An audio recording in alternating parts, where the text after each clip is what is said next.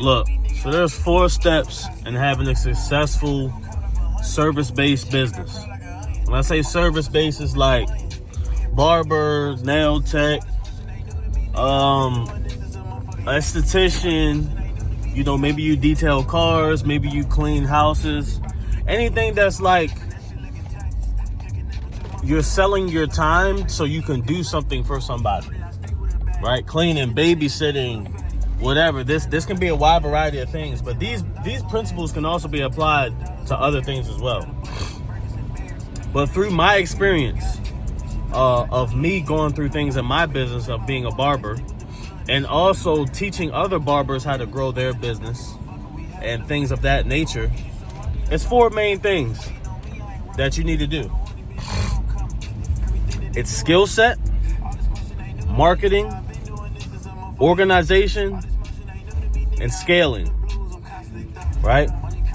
Skill set, marketing, organization, scaling, and then it repeats. Now, what I mean by this, let me explain. It's like your skill set goes into you being just good at whatever you're doing. And then once you get to marketing, you have to put what you're good at out into the world via the internet, right? Because it's not like radio stations or TV anymore. Everybody's on the social media. So you got to use social media and create content to put your skill set out into the world so people can see it, and then they will buy it. And then once you do that, you have a new client flow that will allow you to go ahead and organize your business in a way that works for you, in a way that you want it to work, right? Now you have control of your business, and it's running the way that you want it to run, and you have a new client flow.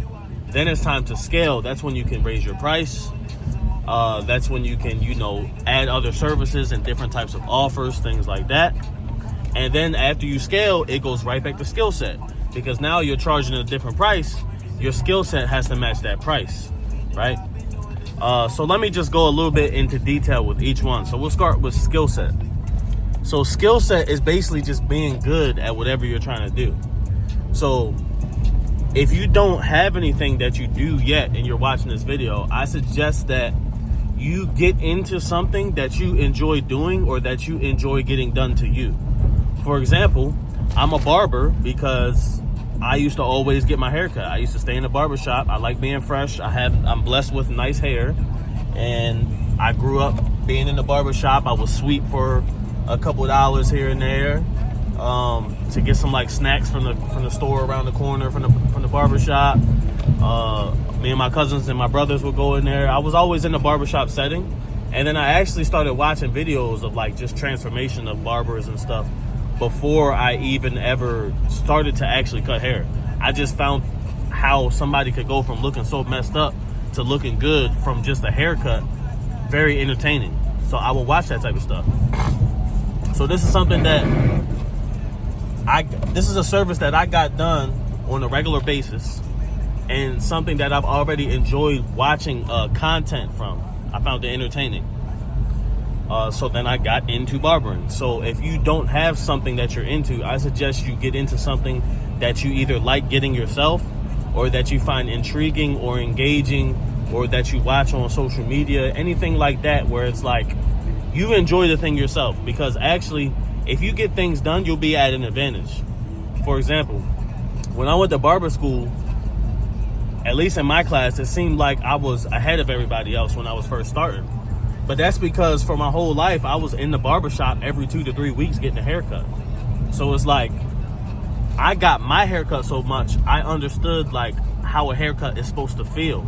So when I started doing haircuts, I knew the process, at least, of how the cape goes on, how you're supposed to do things and stuff like that, right? So it'll put you at an advantage for your skill set. Now, once you pick something, or if you already pick something for a skill set, what you want to do is get as many reps in as possible, right?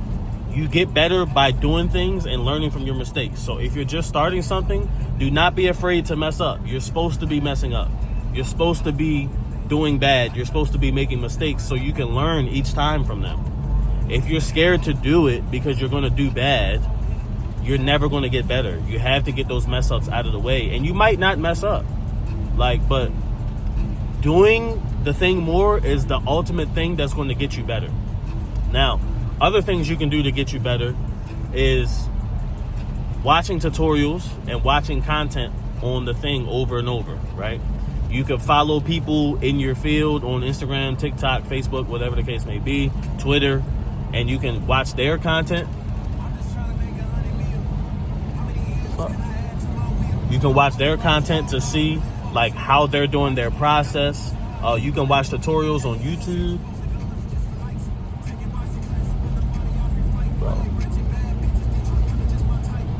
It's fucking raining right now, and the lane is I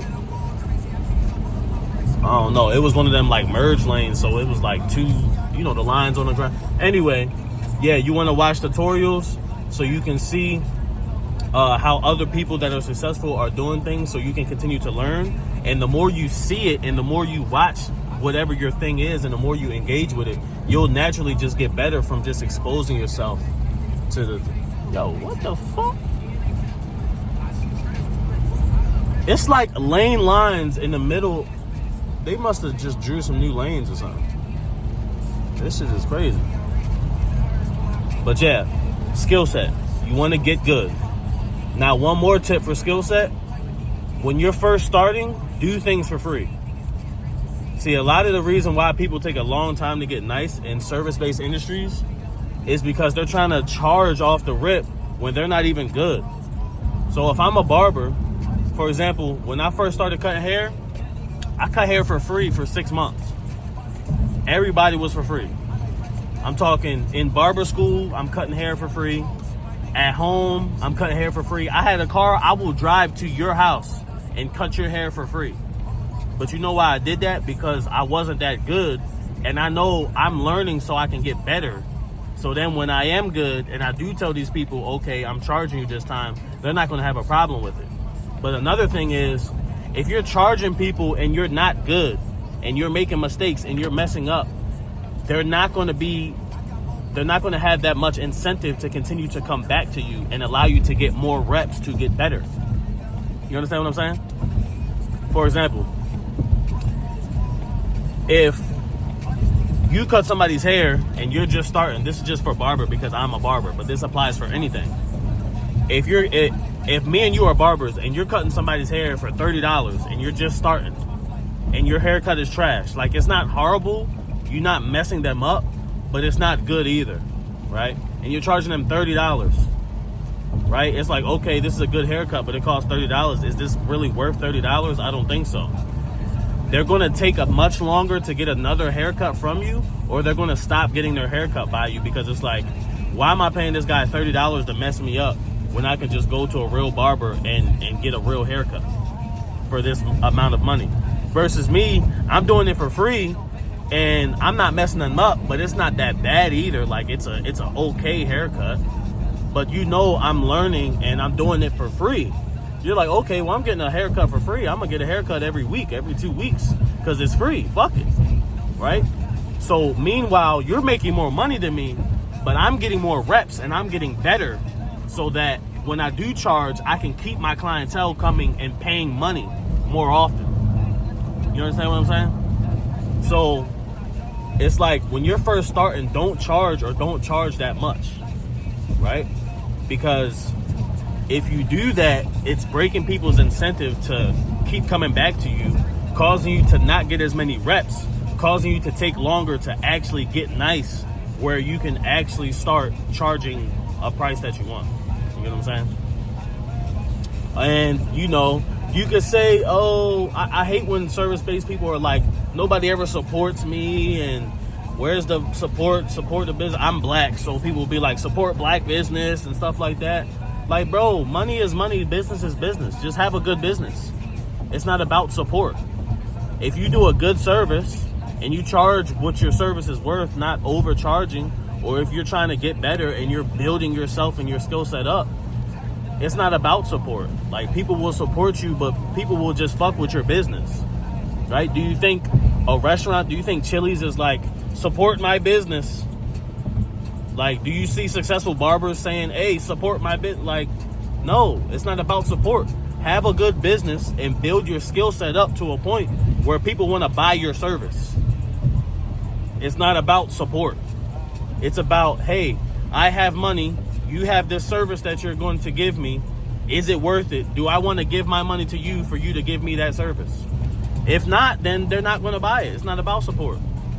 And you might have some people that support you, but that's not going to last. You need to build your skill set up. So what you need to do is do things for free or for very cheap until you actually get good enough to where you should be charging, and charge a decent amount, at least when you're first starting off. Like, don't be charging people out of the ass for a mediocre service, because you're not that good yet. You have to learn and get nice and develop your skill set to a point where you can charge what you actually want to charge. But if you're doing that off the rip, it's going to take you much longer to actually get nice. I promise you. So, with that being said, don't be worried about people supporting your business and all that. Go do things for free. And you know, another cool thing, when you do things for free, you're developing yourself and your skill set. Most of the time, people will still tip you. They might not give you $30 for the service or whatever you actually want to charge, but they might give you $10. They might give you $5. They might slide you a $20. You know what I mean? So they'll still tip you, but for you, it's not about the money. It's about developing the skill set right now. So you get the skill set to get the money, and get the money on a consistent basis. Because again, if you charge somebody $30 for a mediocre haircut, let's just say in barber terms, they might take another month to come back, where I'm doing it for free. They're coming every week. So now you done got 1 rep and I done got 4 reps. So I'm outworking you 4 times. I'm working 4 times faster than you on my skill set. 4 times, mind you, there's 4 quarters in a year, right?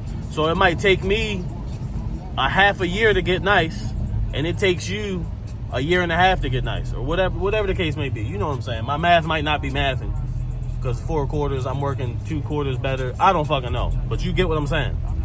Get nice. Work on your skill set, right? So, once you're nice, that's when you can start marketing. Now, you should still be marketing yourself and taking content and recording and putting yourself out on social media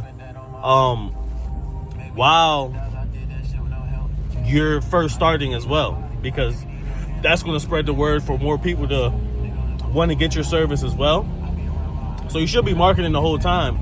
But when you really get nice, when you really get that skill set up, I feel like until you're actually really good, your main focus should be skill set. Your main focus should be getting good at whatever you're trying to do. Get good. Once you're good, then it's like, okay. Then it's like, okay, maintain your skill set. Make sure you're still nice. Make sure you're still developing your skills. But now let's switch the main focus to marketing. Because now your skill set is not the main problem anymore. Your skill set is good. Now you need to reach more people to pay you more money in your business. Now you're actually charging. Now you're nice. So now you've been marketing the whole time, and you've been developing your skill set the whole time, but your skill set was the main thing. You're really focused on developing that. That's where your time was going to. Now you can put all your time into, okay, I need to really ramp this marketing up. I'm really good now. I'm nice. My skill set is where it needs to be. Let's ramp this marketing up. So now with marketing, that's when you really start taking off on the money and the new clients, right? You have to find ways, entertaining ways to show off your skill set to the masses via social media and content creation, so that new people can discover you and want to come spend money with you in your business, right? And let me tell you something. A lot of people think that marketing is finding their clientele, or finding their people that want to, finding their clientele. When in all actuality, it's putting yourself out there to allow your clientele to find you, right? You're not out here fiending for clients. That's not how you market. You have to put yourself out there and let people find you, because I 100% guarantee you there's people out there that want to buy what you have to sell them. whatever your service is, whoever you are as a person, however you do it, and it's done in your way and you as a person and your skill set, people want to buy that. They just don't know you exist. So you have to put yourself out there on social media, making content and posting content and using the right systems with that type of stuff to get discovered by your clientele, right? So it's not about, I need to go find clients, I need to go hand out business cards, and I need to go to this event so I can network with them and I can do this and do that. No, it's not about that. Like that stuff is okay. Like that stuff isn't irrelevant, but posting content on social media 1,000 times outworks that. Just like how when I was saying I'm working 4 times faster than you because, you know, you're charging and I'm not charging, social media and marketing via social media works 1,000 times faster than going to events and handing out business cards and all that type of, that's nothing compared to social media. That's nothing. So you need to be posting. So then what you put out there, it allows people to find you, and it allows your ideal customer to find you. Now, marketing. Well, how does that work? What's the systems with marketing? So the systems with marketing are the big 4 and the little 4, right? And I'm gonna have to be brief with this, but when you're marketing, it's the big 4 and the little 4. So the big 4 is studying, reverse engineering, execution, and feedback. Give me 1 second. I'm about to park.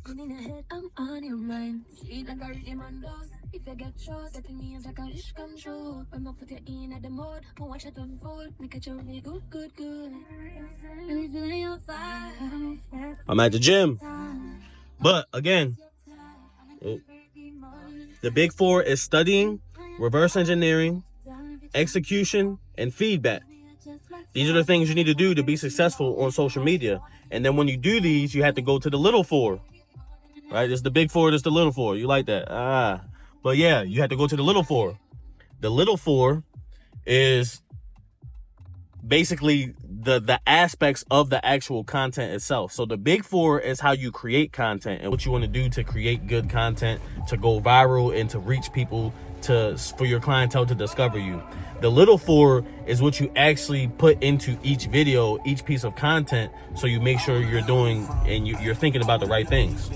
So the big 4, study, reverse engineering, execution, feedback. The little 4 is cover.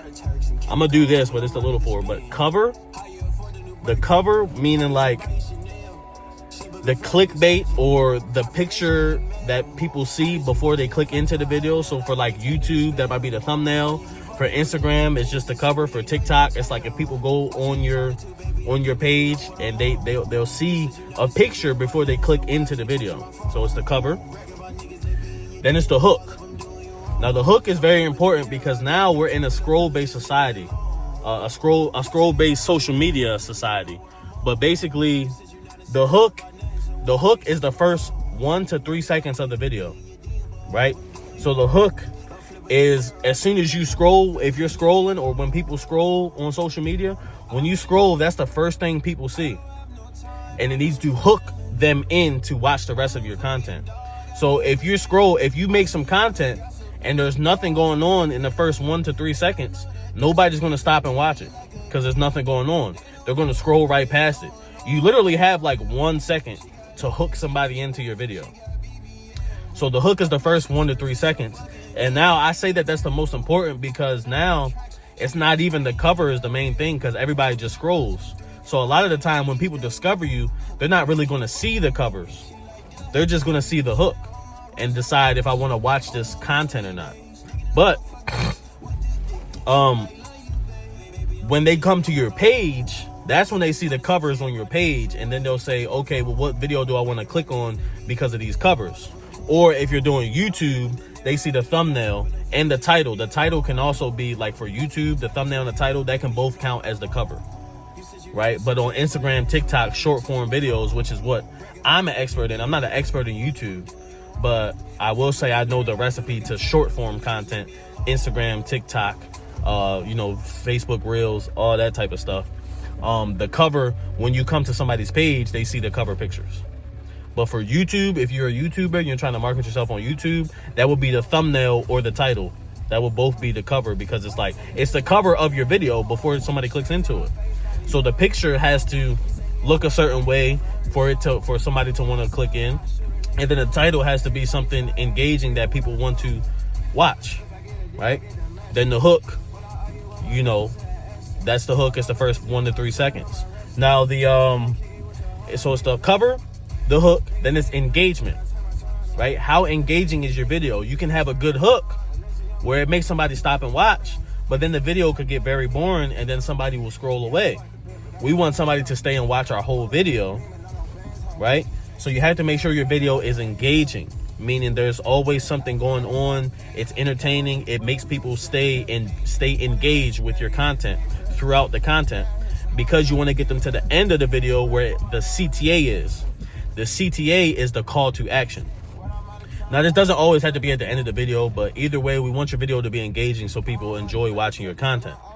But then the CTA means call to action. And basically what that is you telling the client or the viewer, the potential client, but whoever's viewing your video, you're telling them something, or you're incentivizing them to do something that you want them to do. So for example, for me, I would do voiceovers with my barber content. And I might say at the end of my video, if you need the best hairline service in Baltimore, click that link in my bio to book an appointment. That's my CTA, call to action. I'm telling the viewer to take action if they want to spend money with me. Click the link in my bio to book an appointment. For you, it might be follow for more, right? It might be click the link in my bio, something like that. But the CTA doesn't always need to be said. It can be written, where it's just words on the screen. It could be incentivized, right? Sometimes I post videos and I'm not talking. It's just me showing the haircut, me doing the haircut, and then it's just the haircut at the end of the video. Okay, so if it's just the haircut, if I'm showing the final haircut, my CTA is still, I want somebody to book an appointment, because I'm showing you, hey, this is my service and this is how good you will look if you get this service. So the CTA is, it doesn't always need to be said, but it's like the purpose of the video, right? I'm posting this video because I want my viewer to make an appointment with me so I can make money. Or I'm posting this video and I want people to follow me. I want more followers, right? It could be a trendy thing where I'm just doing some type of trend that's not really about marketing my business, but it's about growing my social media presence. It's about growing my followers, right? So the CTA for that would be, I just want more followers right now. So if it's a voiceover, I could say, hey, follow for more. Or I could just be doing the trend or whatever. Maybe it's like a TikTok dance or something. I don't usually do these, but there's trending things, and something can just be funny. Every video doesn't need to be specifically marketing your business, because there's some videos that market the business and the CTA or the purpose of the video is to get people to book an appointment. And there's some videos where you just want to gain reach. You want to build your reach up, meaning how many people you're reaching on social media, right? So the CTA isn't always about making money. Sometimes it's about getting more followers. Maybe it's getting comments. Some CTAs for educational content creators on short form videos, they might be like, comment pressure, and I'll send you something in your DM. So then they can start talking to you. Or they might say, hey, I have this template and I'll show you how to do this. If you comment template, I'll send you the template. That's a CTA, right? So that is the little four of social media. The big four: studying, reverse engineering, execution and feedback. The little four: cover, hook, engagement, CTA, right? I'm not going to explain to you the big four too much, but I'll say studying, you need to study content so you see what good content is doing, so that you know, okay, this content works, and you need to study the market and study specifically what type of content you're trying to do so you know what to post. Then reverse engineer that content. So whatever you're studying, you need to reverse engineer it. So to think to yourself, what are they doing to get this content? How did they set the camera up? What are they doing in the video that I need to do in my video? What clips are they taking? Reverse engineer what they did with your studying. Then you need to execute. So with your reverse engineering, now you have a plan. You need to go do the plan. You need to go and execute, get the footage, record, take your reverse engineering and execute on what you reverse engineered. Basically, you're saying, I see this video. How did they do the video? Okay, now I need to go do that. And then execution also includes editing. So then you have to edit your stuff a certain way, which editing is a whole nother thing in itself. And then last but not least, feedback. Now, feedback is basically how you can gauge on what's working, what's not working, and how to keep improving on your content. So you can get feedback from the market. Basically, if you post a video and it doesn't go viral or it does bad, or, it's different for the level of your page. But if it does bad, you can say, okay, people don't like this type of content. I need to improve on this, that, the third. If it does good, you can say, hey, people like this content. I need to keep doing this type of content, right? Feedback is also from the comments. What are some of the comments saying? Well, people are cracking on, like for me, I'll like fix people's hairline, but I'll push their hairline back in order to fix it sometimes. So people will be talking shit in the comments like, oh, you're a pushback artist. Nobody's coming to you. People are not going to book an appointment. They don't want to push back. You're pushing people's hairline back. You're a bad barber. Stop pushing people's hairline back. Stuff like that. They'll be talking shit. I'll lean into that because the more comments I get, the more of the Instagram and TikTok algorithm will push my video to more people because people are talking under my video. The purpose of social media is to keep people engaged as long as possible. So, okay, y'all talking shit about my haircut under my stuff. Okay, I'm going to keep making videos, and I'm literally saying in my videos, I'm pushing my client's hairline back. I'm feeding into that. Even though it's hate comments, it's allowing me to reach a wider audience and people that actually have the problem that I solve, which is like some people have a widow's peak, which is like I have a straight hairline, but some people have a hairline where it's like it goes like this. So what I do is I cut that middle back to give them that straight hairline look because most people nowadays want that straight hairline look. So I push the middle of their hairline back to fix that problem. People that have that problem, my clients that see those videos, they like those videos. But the people that are hating, they're never going to be my client anyway. But they're boosting me in the algorithm to reach more people. So I don't care. I'm feeding into that. So that's a part of feedback. You also get feedback from a mentor. Like, let's say you can join a coaching program, or you have other barbers in your shop that do content, or you have other people that do content. Just somebody that's experienced in your field and experience with social media, specifically social media, making content. You can get feedback from them so they can say, hey, this and this looks good, but I want you to work on your lighting because your lighting will make it look 10 times better. Or you need to work on your centering, things like that, right? So feedback is good for continuing to get better. And then after feedback, you go back to studying. Okay, I got my feedback. Now I need to study. Well, how can I get better with my feedback? And then you need to reverse engineer. Okay, how did this person doing it? And then the cycle just keeps going on and on. So that's marketing, right? So you get your skill set right. Once you're nice, you should be marketing the whole time. But once you're really nice, then you really focus on marketing. Then once you get your marketing down with the big 4 and the little 4, then you want to go to organization. Because once you get your marketing down, that's when you're going to start getting a new client flow. You're going to continue to get new clients. So when you get to organization, when you're getting new clients, you can start to organize your business in the way that you want it to run. Because most of the time, us service-based people, we run our business to keep our clients happy because we need our clients to pay the bills. We need to make money, right? So we need to make them happy. We need to go on their time. We need to give them discounts. We need to give them deals. We need to come in at times that we don't really want to come in, right? We need to do things at times that we don't really want to do things. But that's because we're so hungry and we need the money so bad, we can't afford to tell our clientele no sometimes. We can't afford to say, no, I don't do that. This is how I run things, right? Once you get your marketing down, you're going to be getting new clients. So once you start getting new clients, you can afford to lose them old clients that are making you lick their toes and rub their back with the service, right? We don't want to do all that. So once you get your new client flow from marketing, you can organize things the way that you want them to run. This is where you start organizing your booking app. You start making people do prepayments, or there's a late fee, anything like that. This is where you tell people, I only work these hours. These are the only hours that I do. You can only book through the app. You can't text me, right? This is where you start getting strict with your business and start organizing it to take your life back. You don't have to be slaving away or just available at any notice because you need the money. This is where you start to organize your business in the way that you want it to run, so you can run efficiently and consistently. Because sometimes you get burnt out doing that other stuff. So this is where you get to organize everything to work for you on a consistent basis, because you have that new client flow. When you start organizing things, you're going to lose clients.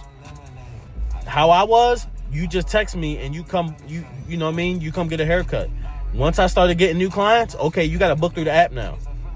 You can't just text me. You can't just show up at the barbershop. Some people would just pull up on me, bro. I'm booked the whole day. I'm booked all day. I can't get you, bro. Oh, well, damn. Can I come back later when you're done? Nah, I got to go to the gym. I got things to do. I'm ready to go see this little vibe. I'm about to freak tonight. I'm not staying in here all night. Unless you want to pay me double. You want to pay that $150, I got you. Because you have the new client flow, you can afford to lose them other clients that don't want to be into your business the way that you want it to run. You don't have to bow down and do everything your clientele is asking you anymore. You have control of your life. This is where you take back control of your life, right? So that's organization. And then last but not least, then you have scaling. Once your business is organized the way that you run it, and you're continuing, your skill set's already good, you're continuing to market, you have marketing down, and you're continuing to keep getting better with marketing and your skill set, and now you're organizing your business, and you organize it and made it in a way that you want it. Now you've lost some clients, but you're still getting new clients from your marketing. Now everything is organized, your marketing is on point, your skill set is good. Now it's time to scale. Now it's time to go ahead and raise your price. Everything is organized the way that you want it, so things can kind of run on their own. You don't have to do so much work and so much extra work. All you had to do is go do your service, record your content, edit your videos, post your videos. You're getting new clients. It's time to scale. Now, scaling is when you raise your price, or you might add new services and you eventually make more money, right? Or it could be you changing the schedule to where you're taking more days off, and you're scaling that way as well, right? That's also with organization. But this is when you want to raise your price. That's really what scaling is raising the price. Now, in order for you to know when it's time to raise your price, is supply and demand and your financial stability, right? So first is supply and demand. Depending on how many new clients you're getting on a consistent basis and how booked out you are, that's when you know you're ready to scale. For example, when we're marketing, we want to get new clients. But if I'm booked out for 2-3 weeks in advance, these clients are on social media, meaning they want things fast. They want quick entertainment. We all know if we scroll on social media, you might see something, it's funny, you're entertained, and then you scroll to the next thing. You want things quick. You want things fast. So if somebody sees your video and then they see your video and then they want to book an appointment with you, they see you're in their area, they follow you, they watch some more videos, they're like, okay, I want to book with this person. But then they book and they got to wait 2 weeks. They got to wait 3 weeks.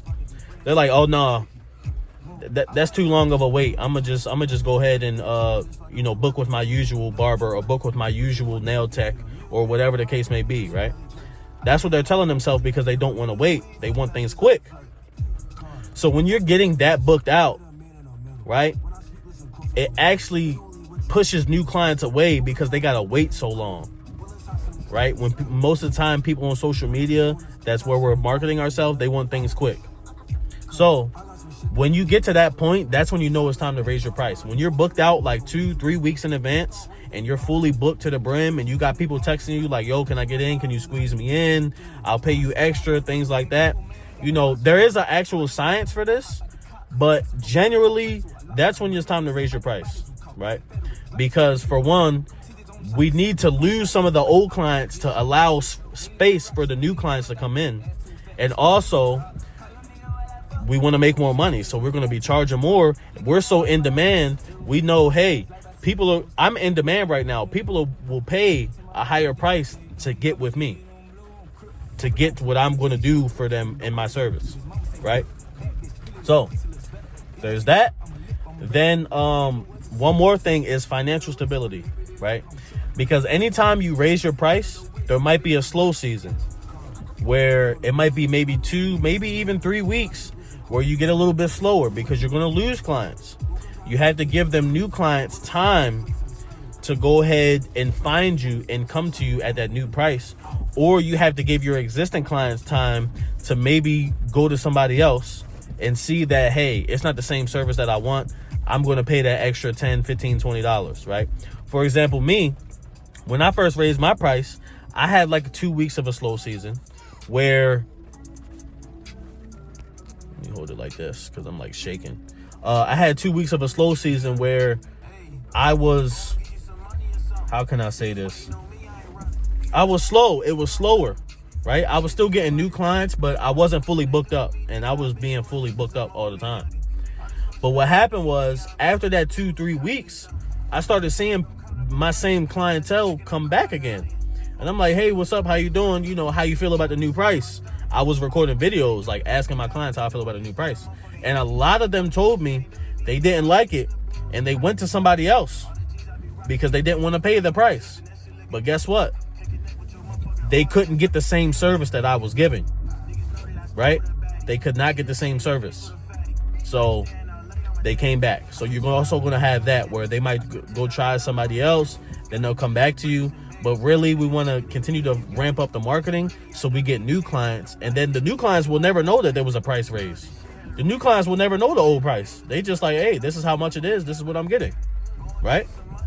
So that's scale. So then after you scale, the cycle repeats. So now that you scaled, you got to go back to skill set.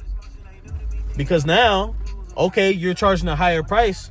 You want to make sure that price is actually worth it to the clients, because you can market and get new clients, but your skill set is going to determine if those clients are going to keep coming back. You get what I'm saying?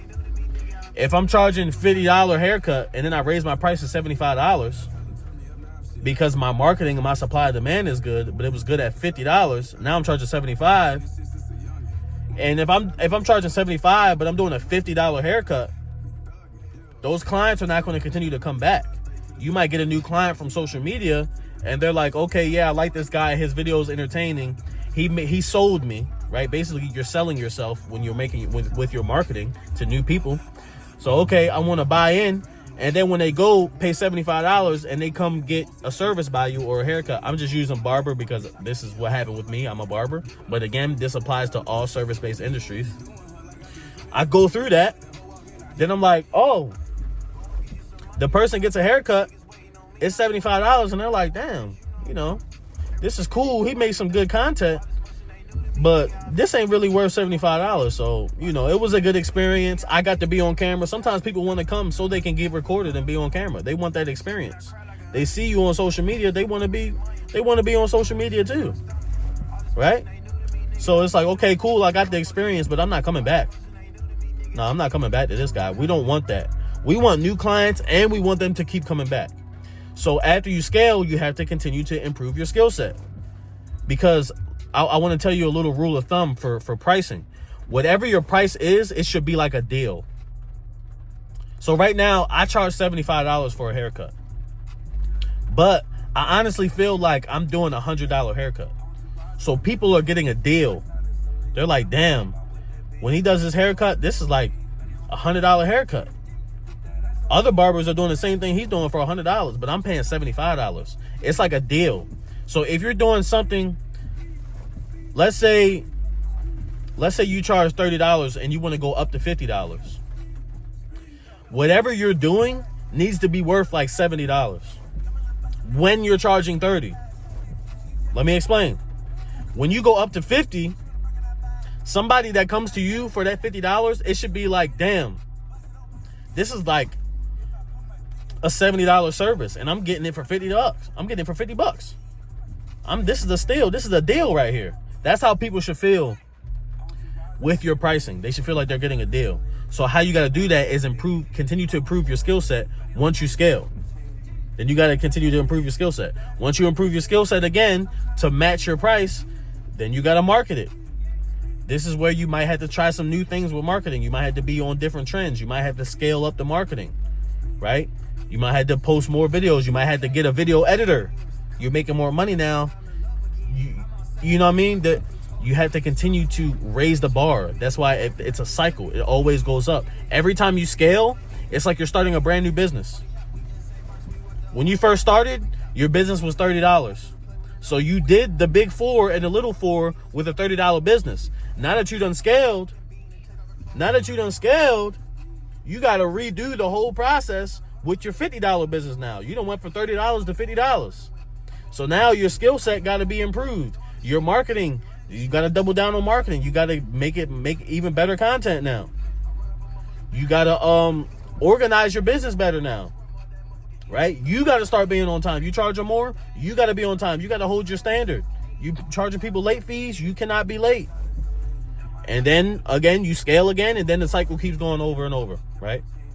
So the big four, the biggest four, I'll say the biggest four. The biggest four is skill set, marketing, organization, scale.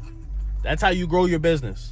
Then that's the biggest four. Then you got the big four with marketing, which is study, reverse engineering, execution, feedback, and the little four, which is cover, hook, engagement, CTA, call to action, right?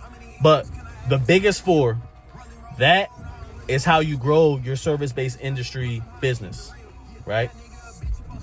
Skill set, marketing, organization, scaling, and then you restart the cycle every time you scale, and you keep going and you keep growing. All right. So I hope that helps anybody starting or already has existing business. With that being said, this is my CTA. This is my call to action. I am working on a course mentorship program community type of thing that I'm going to be dropping soon. So I hope you guys learned from this video. If you want to learn more, go ahead and subscribe and leave a comment saying learn more, and I'll go ahead and continue to post on YouTube here. And I'm going to go ahead and finish up making that course so you guys can go ahead and join the course, and I can work with you guys more one-on-one, more closely to help you scale. This course will include everything I just talked about, but in grave detail, like very specific detail and specific step-by-step formats for you to actually do it, right? Because it's different for me to sit here and tell you, hey, this is what you got to do, and it's like, this is what it is. Like, I'm basically telling you the overall general idea of how to do things, but with the course, it's going to teach you actually step-by-step exactly what you had to do every step of the way. And then, of course, I'll probably be hosting like live calls and stuff, so you can hop on a call with me and I can actually work with you directly, because everybody has a different situation. So the general knowledge will be put in the course and put right here on YouTube, but it'll be more specific in the course. So everybody will have the general knowledge, but when you hop on a call and, you know, or you text me or you get that one-on-one feedback, that's how you really grow, because we can apply the knowledge to your specific situation, your specific business, and your specific needs. All right, so that's my CTA, call to action. I am going to be dropping a course soon. It's not ready yet, so go ahead and subscribe and be on the lookout. I will keep posting these type of informational videos, and I will see you soon. Remember to keep applying pressure.